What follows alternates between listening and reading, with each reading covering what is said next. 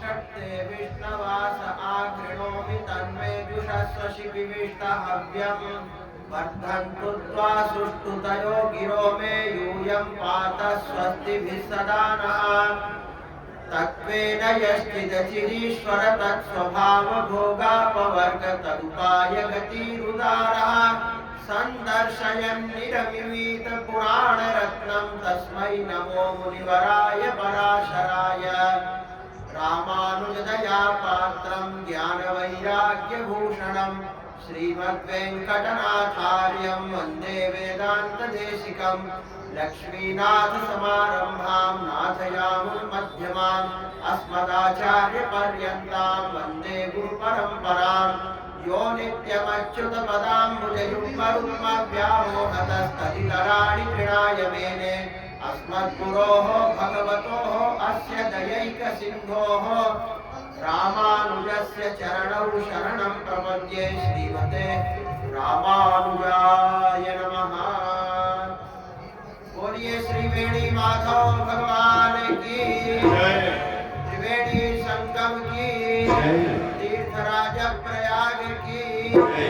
श्री कृष्ण गोविंद हरे मुरारे हे नाथ नारायण वासुदेव श्री कृष्ण गोविंद हे नाथ नारायण वासुदेव श्री कृष्ण गोविंद हरे मुरारे श्री कृष्ण गोविंद हरे मुरारे हे नाथ नारायण वासुदेव श्री कृष्ण गोविंद हरे मुरारे हे नाथ नारायण वासुदेव श्री कृष्ण गोविंद हरे मुरारे हे नाथ नारायण वासुदेव। बोलिए श्री वेणी माधव भगवान की जय। मंच पर विराजमान पूज्य श्री प्रभाकर कृष्ण जी महाराज आपको कथा जो भी सुना रहे थे, सम्मुख उपस्थित भक्त भागवत वृंद, आगे विष्णु पुराण की कथा में पराशर महर्षि मैत्रेय मुनि को बताते हैं कि ब्रह्मा जी से भृगु, पुलस्त्य, पुलह, क्रतु, अंगिरा, मरीचि, दक्ष, अत्रि, वशिष्ठ ये सब हुए। फिर ख्याति, भूति, संभूति ये सब कन्याएं हुई हैं। यहाँ कहते हैं उन ब्रह्मदेव के ही शरीर से मनु, जो प्रथम मनु थे, 14 मनुओं में पहले मनु जिनका नाम स्वयंभू मनु था, वो उत्पन्न हुए। फिर शतरूपा उनकी पत्नी हुई, जिसमें प्रियव्रत, उत्तानपाल 2 पुत्र हुए। प्रसूति का विवाह दक्ष प्रजापति के साथ, आकृति का विवाह रुचि प्रजापति के साथ, और देवहूति का कर्दम महर्षि के साथ। बहुत लंबा सब सृष्टि का वर्णन है। फिर कहते हैं ब्रह्मा जी के द्वारा महादेव जी की उत्पत्ति हुई, नील लोहित वर्ण के रुद्रदेव की, शंकर जी की। रोने के कारण उनका नाम रुद्र पड़ा। उनका नाम भव, शर्व, ईशान, पशुपति, भीम, उग्र और महादेव रखा। सूर्य, जल, पृथ्वी, वायु, अग्नि, आकाश, यज्ञ में दीक्षित ब्राह्मण और चंद्रमा उनकी मूर्तियां हैं। उनकी पत्नियों का नाम सुमर्चला, उषा, विकेशी, अपरा, शिवा, स्वाहा, दिशा, दीक्षा, रोहिणी है। दक्ष की पुत्री सती के साथ जिनका विवाह हुआ, दक्ष पर क्रोधित होकर के दक्ष कोपाच तत्याज सा सती स्वकलेवरम हिमवत्तुहिता साभून मेनायाम द्विजसत्तमा उपये में पुनश्चोमाम अनन्याम भगवान हरः देवौ धातृविधातारौ भृगो ख्यातिरसूयत श्रियं च देवदेवस्य पत्नी नारायणस्य या। वही दाक्षायणी हुई दक्ष पुत्री सती, अगले जन्म में हिमवत दुहिता उमा, हिमालय की पुत्री उमा हुई। उधर भृगु की ख्याति नाम की पत्नी से महालक्ष्मी का जन्म हुआ। जो भगवान विष्णु की पत्नी हुई, जिसके कारण महालक्ष्मी का नाम भार्गवी भी है, भृगुनंदना, भृगुनंदिनी आदि भी है। कहते हैं, हमने तो सुना है, मैत्रेय मुनि कहते हैं महालक्ष्मी समुद्र मंथन के समय प्रकट भई, और आप कह रहे हैं भृगु ऋषि की कन्या है, ये कथा कैसे है? तब पराशर जी कहते हैं, नित्ये वैशा जगन्माता विष्णोः श्रीरनपायिनी, यथा सर्वगतो विष्णुः तथैवेयं द्विजोत्तमा। भगवान विष्णु की अनपायिनी स्वरूप शक्ति ही भगवती श्री देवी महालक्ष्मी है। भगवान से कभी अलग नहीं रहती हैं। जैसे भगवान सर्वगत सर्वव्यापक है, वैसे लक्ष्मी जी भी है। भगवान अर्थ है, लक्ष्मी जी वाणी है, नियम है, ये नीति है। भगवान धर्म है तो ये सत्क्रिया है। भगवान ऊधर है तो ये भूमि है। भगवान सृष्टा है तो लक्ष्मी जी सृष्टि है, आदि आदि बहुत कुछ कहा। भगवान नारायण यदि इंद्र है तो लक्ष्मी जी सची है। चक्रपाणी यमराज है तो ये लक्ष्मी घुमोरना है। भगवान कुबेर है तो लक्ष्मी रिद्धि है। भगवान वरुण देव है तो लक्ष्मी वरुण पत्नी गौरी है। भगवान श्री हरि यदि देव सेनापति स्वामी कार्तिकेय है तो लक्ष्मी जी कार्तिकेय की पुत्री, कार्तिकेय जी की धर्मपत्नी देवराज इंद्र की पुत्री देवसेना है। भगवान जो है सब कुछ है। कहाँ तक कहें, देव तिर्यन मनुष्यादौ पुन्नामा, भगवान हरि स्त्री नामने श्रीष्ट विकेया नानयोर विद्यते परम, अर्थात सब कुछ लक्ष्मी नारायण की ही विभूति है। शंकर है, नारायण तो पार्वती है, ब्रह्मा है तो ब्रह्माणी है, कार्तिकेय है तो देवसेना है। ये जितने भी देवता हैं और देवियां हैं, वो सब लक्ष्मी नारायण की ही विभूति है। इसलिए हमारे आचार्यों ने कहा है वैष्णव संप्रदाय में कि सब देवियां लक्ष्मी में ही उनका समावेश हो जाता है और सब देवताओं का भगवान में। कहते हैं अब लक्ष्मी जी के समुद्र से उत्पन्न होने की कथा सुनो।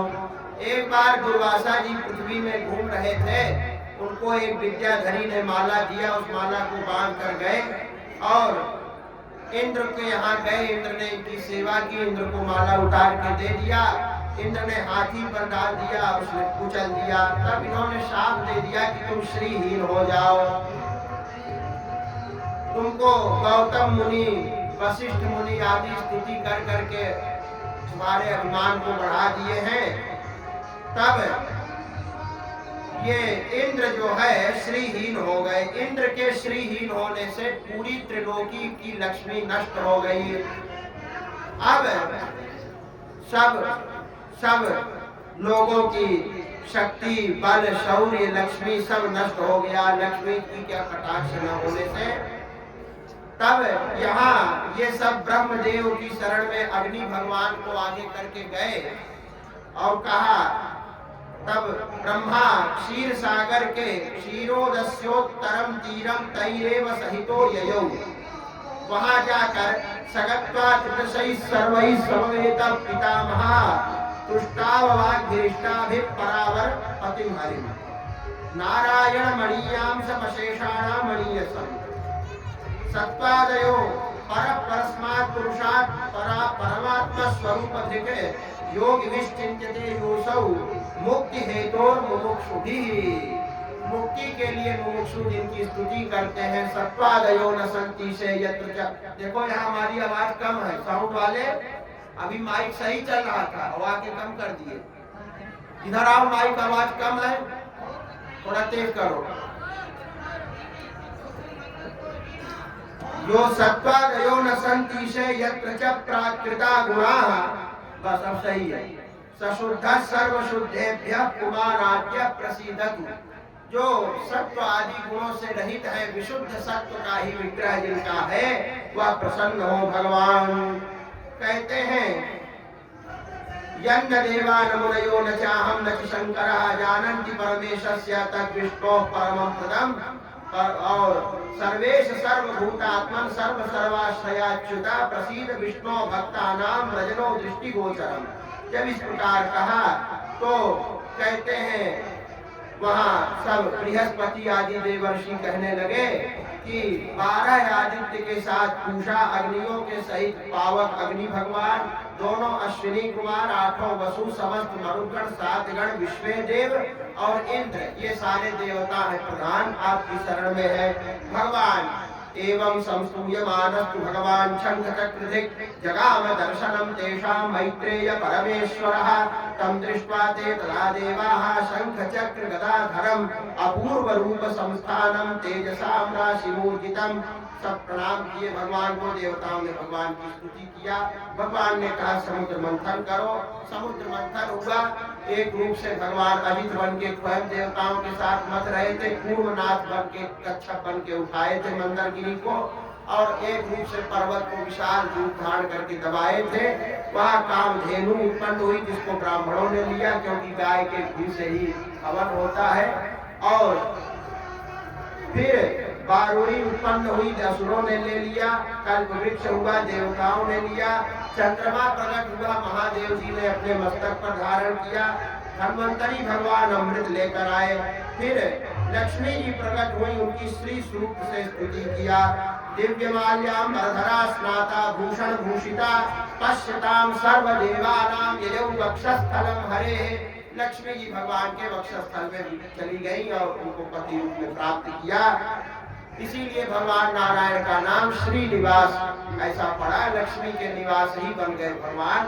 भगवान वेंकटेश्वर स्वामी का, तिरुपति बालाजी का मुख्य नाम श्रीनिवास भी है, और तिरुपति भी वही उसी का अर्थ है। तिरु माने तमिल भाषा में श्री को तिरु कहा गया है, तो तिरु माने श्रीपति को ही तिरुपति कहते हैं, लक्ष्मीपति को ही।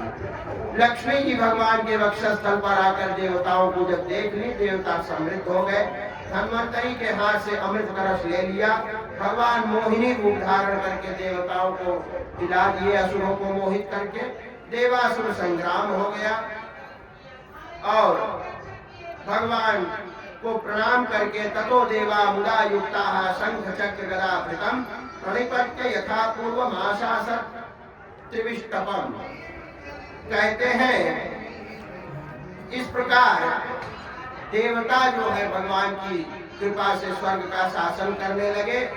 और इसको भागवत में भी लिखा है, अवितम विष्णु पत्निया, विष्णु पत्नी महालक्ष्मी से सुरक्षित होकर देवराज स्वर्ग के साम्राज्य को आनंद से फिर से उपभोग करने लगे। लक्ष्मी जी की कृपा के बिना तो इंद्र को भी धन धान्य की प्राप्त न हो तो अन्य की क्या कहें। सिंहासन गतः शक्र संप्राप्य त्रिभुवन पुनः देवराज्य स्थितो देवीं तुष्टावाद्य कराम। तथा बड़ा दिव्य लक्ष्मी जी का ये स्तोत्र है। वैसे तो हमारे यहाँ श्री स्तव है, श्रीवत्स चिन्ह मिश्र स्वामी जी, पूरे स्वामी जी का बड़ा सुंदर लक्ष्मी जी का है। वरद वल्लभा स्तोत्र है यामुन मुनि का, और वरवर मुनि स्वामी जी का भी है। लक्ष्मी जी का स्तोत्र शंकराचार्य जी ने बड़ा सुंदर लिखा है, जिसको कनक धारा स्तोत्र कहते हैं, आदि शंकराचार्य ने। और वेदांत देशिक स्वामी जी ने भी बहुत दिव्य, तो अत्यंत उत्तम स्तोत्र है। पर ये जो स्तोत्र है सबसे प्राचीन है। लक्ष्मी जी का जो विष्णु पुराण में स्तोत्र है वो सबसे श्रेष्ठ है। हालांकि इसका भी नाम 2 नंबर पे ही आएगा। पहले नंबर पे तो श्री सूक्त है वेद में जो है, पर उसके बाद दूसरा स्थान यदि किसी स्तोत्र का है तो विष्णु पुराण में देवराज इंद्र ने जो लक्ष्मी जी का स्तोत्र किया वो सर्वोपरि है। अब मैं इस श्लोक का प्रत्येक श्लोक बोल दे रहा हूँ स्तोत्र का, हम इसका पाठ करते रहते हैं। लक्ष्मी स्तोत्र भी है, पर ये अपने आप में बहुत महत्व वाला है। इंद्र उवाच नमस्ये सर्वलोकानां जननीमब्जसंभवां श्रियमुन्निद्र पद्माक्षीं विष्णुवक्षस्थलस्थितां। सब लोग की जननी कमल से उत्पन्न हुई कमला महालक्ष्मी पद्म से उत्पन्न होने के कारण जो है उन्निद्र पद्माक्षी, खिले हुए कमल के दल के समान नेत्र वाली विष्णु के वक्षस्थल पे श्रीवत्स चिन्ह में विराजमान रहती है। भगवान वेंकटेश्वर के वक्षस्थल पे चतुर्भुज महालक्ष्मी की मूर्ति आज भी बनी है श्रीवत्स चिन्ह में, वो वहां तिरुपति में। पद्मालयां पद्मकरां पद्मपत्र निभेक्षणां वंदे पद्ममुखीं देवीं पद्मनाभप्रियामहं।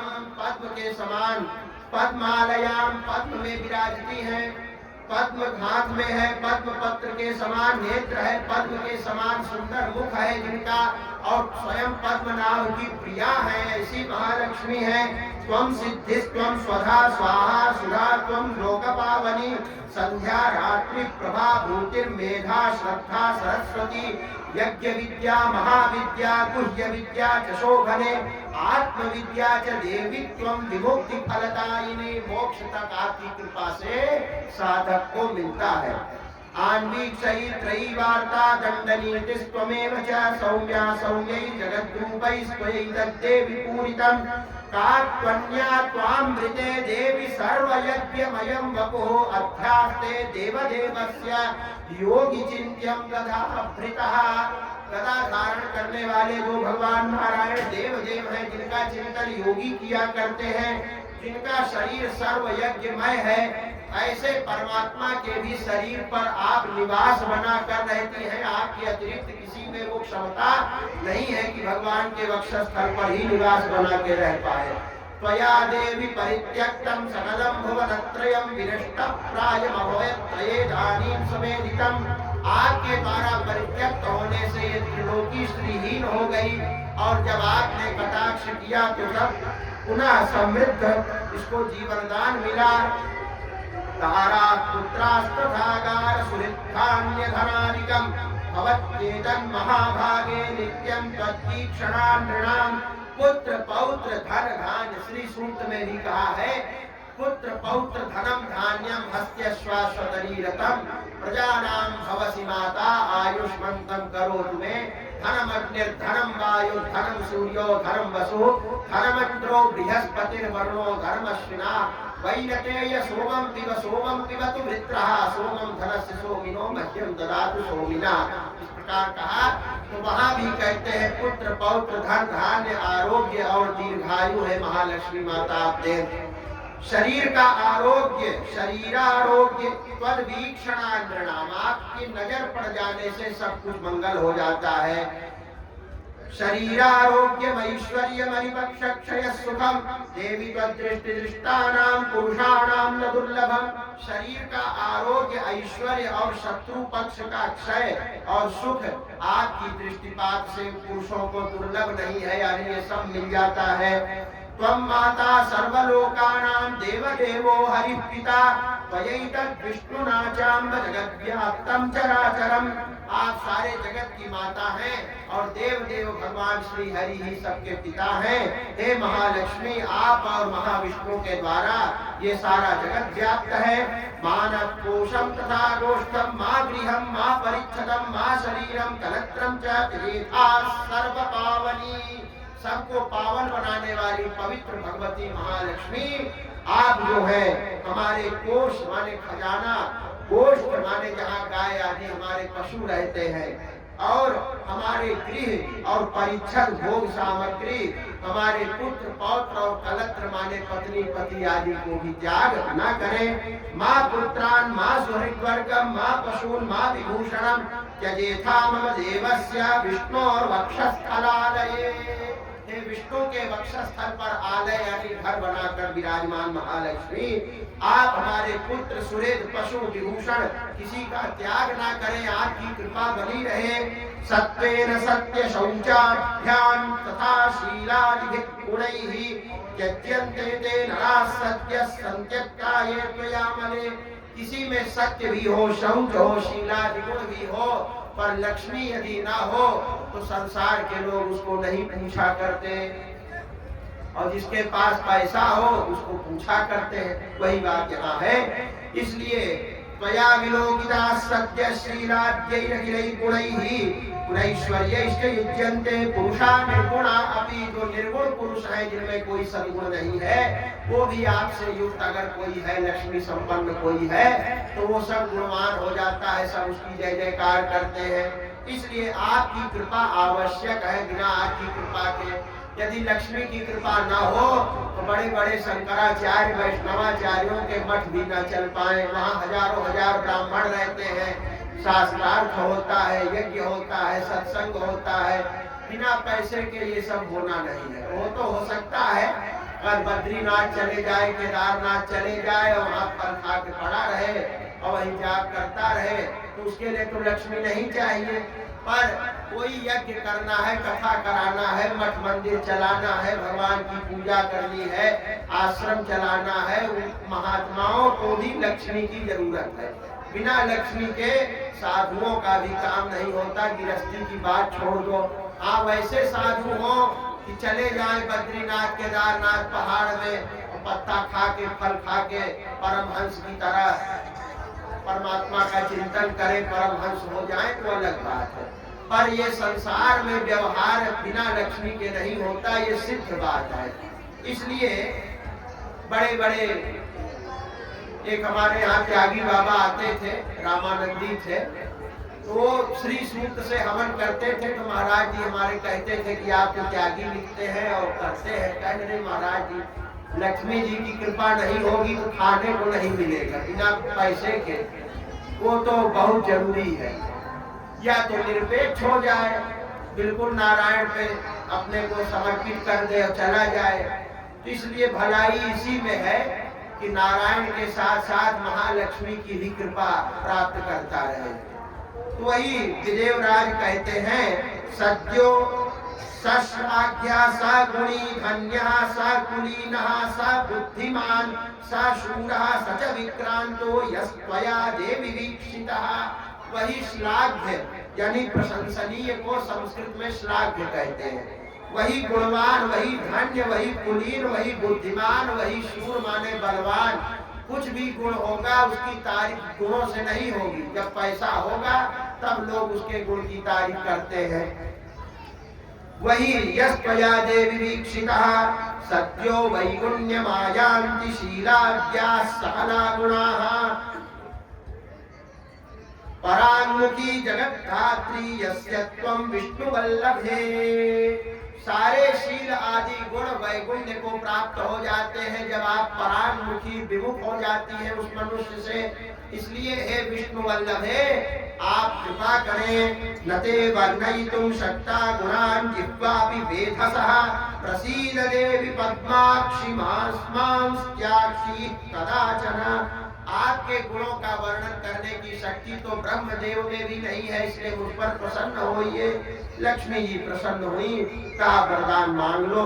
महालक्ष्मी ने जब ये कहा तो माता से वरदान मांगा इंद्र ने कि पहला तो वरदान ये दीजिए कि दुर्वासा जी के श्राप से आपने त्रिलोकी की लक्ष्मी नष्ट कर दी थी, ऐसा कभी ना हो, इस संसार का त्याग मत करिए।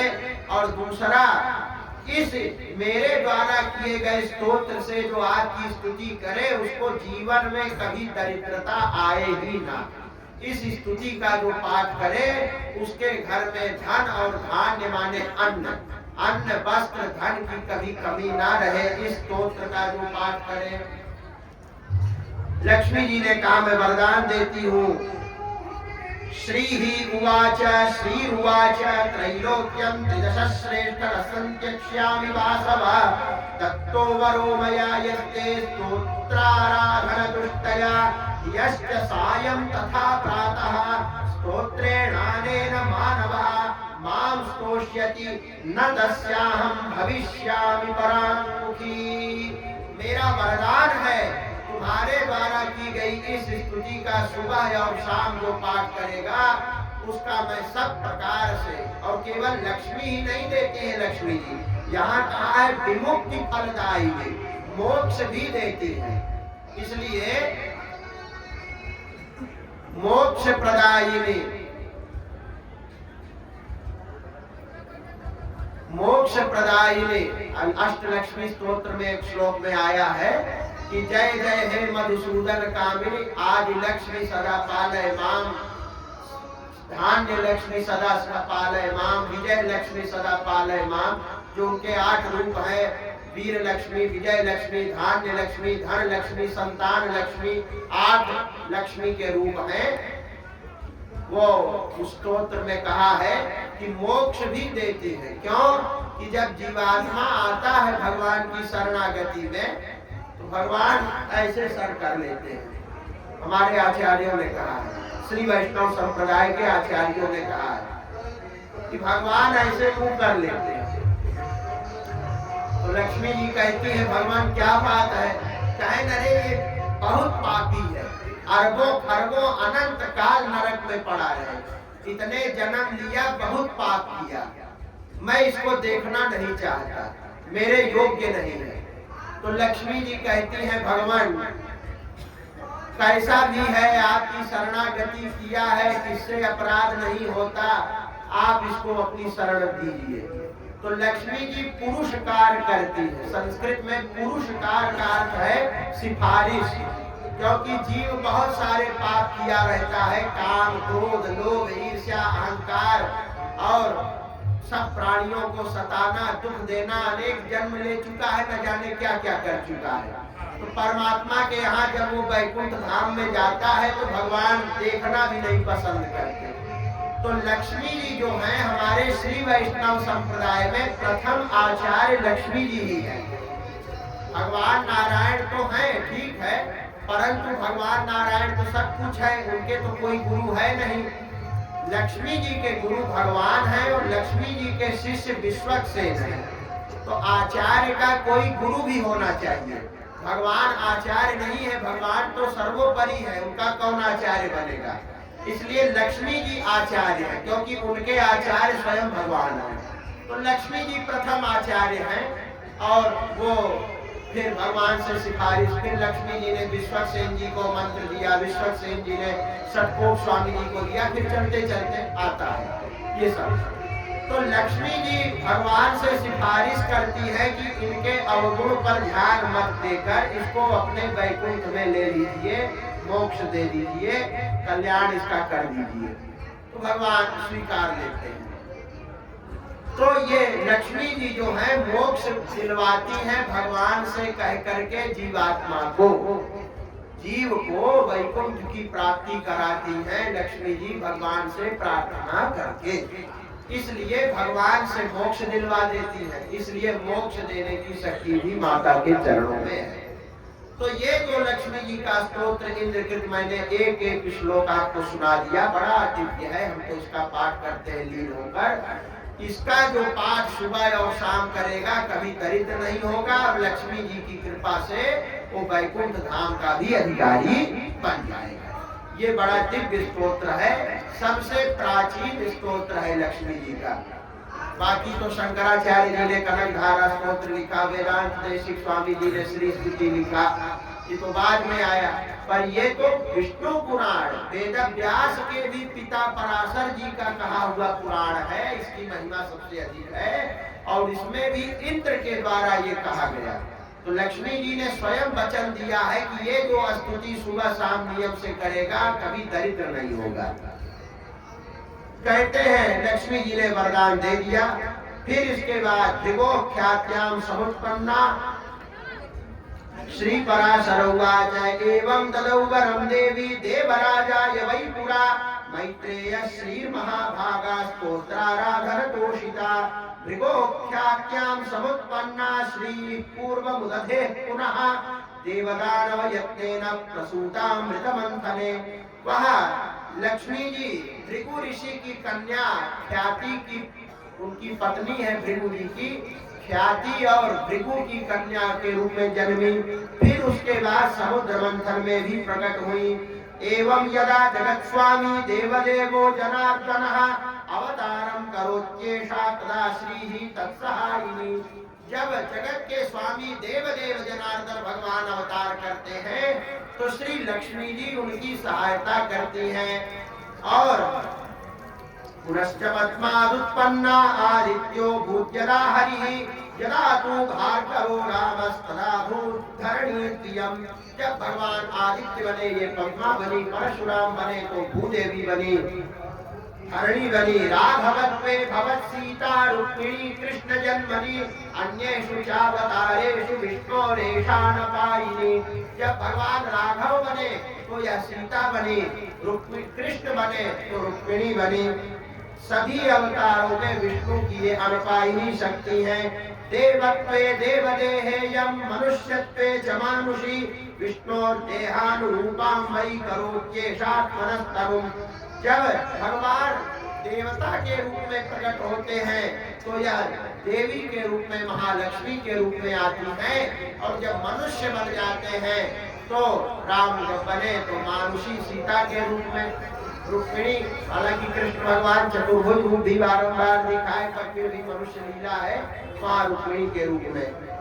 यश्चैतच्छृणुयात् जन्म लक्ष्म्या यश्च पठेन्नरः, श्रियो न विच्युतिस्तस्य गृहे यावत् कुलत्रयम्।